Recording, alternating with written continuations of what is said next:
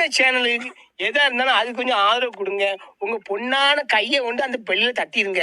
அவங்களுக்கு சப்ஸ்கிரைபர் 5 10 ஏறுனா அவங்க மனசு சந்தோஷப்படும். அவங்க வீடியோவும் பாருங்க.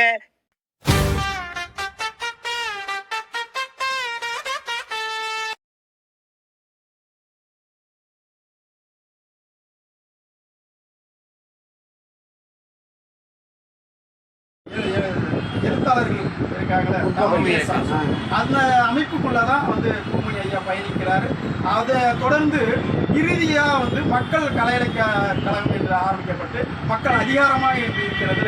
அந்த மக்கள் அதிகாரத்தில் தான் பூமணி ஐயா அந்த கொள்கை, அந்த கோட்பாடு, லட்சியங்களை எல்லாம் தொடர்ந்து அந்த இடதுசாரி சிந்தனையை வலுவாக கடைபிடித்தவர். அதை தான் தனது இலக்கியங்களையும் அதிகமாக பதிவு செய்த ஒரு மகான்.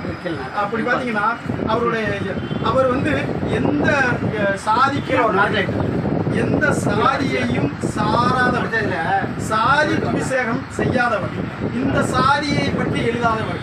இந்த தென் தமிழகத்தில் கோவில்பட்டியா இருக்கட்டும், சிவகாசியா இருக்கட்டும், தூத்துக்குடியா இருக்கட்டும், அந்த மதுரை அந்த வட்டாரங்களில் என்னென்ன சாதிகள் இருக்கிறது, நாடாரா இருக்கட்டும், தேவரா இருக்கட்டும், மரவரா இருக்கட்டும், தேவேந்திரா இருக்கட்டும், அருந்ததியர்கள் இருக்கட்டும், இப்படி பலதரப்பட்ட சமூக மக்களின் வாழ்வியலை, அவர்களின் உழைப்பை, அவர்களின் உன்னதமான தாற்பயமான பழக்க வழக்கங்களை எல்லாம் பதிவு செய்திருக்கின்றார்.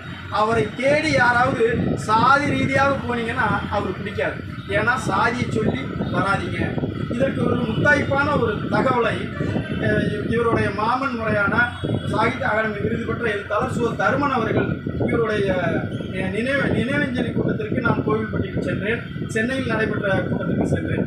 அப்பொழுது ஐயா சோ. தருமன் அவர்கள் நம்மளுடைய பூமணி அவர்களை பற்றி ஒரு செய்தியை சொன்னார். என்ன என்றால், சாகித்ய அகாடமி விருது கமிட்டி தலைவர் இந்த விருது பெறுவர்கிட்ட பேசக்கூடாதுங்கிறது விதி. ஆனாலும் அந்த விதியை மீறி சாகித்ய அகாடமி விருது வழங்குகின்ற அந்த கமிட்டியோட தலைவர் பூமணி ஐயாவுக்கு தொலைபேசி கொண்டு, ஐயா இந்த ஆண்டு உங்களுக்கு சாகித்ய அகாடமி விருது கொடுக்கலாம் என்று கருதுகிறோம். நாங்கள் விருது கொடுக்க தயாராகிட்டோம். எங்கள் தேர்வு குழுவினரும் உங்கள் அஞ்ஞாடி நாவலை தேர்வு செய்து விட்டார்கள். நாங்கள் விருது கொடுத்தால் நீங்கள் பெற்றுக்கொள்வீர்களா என்று அந்த கமிட்டி தலைவர் கேட்கிறார்.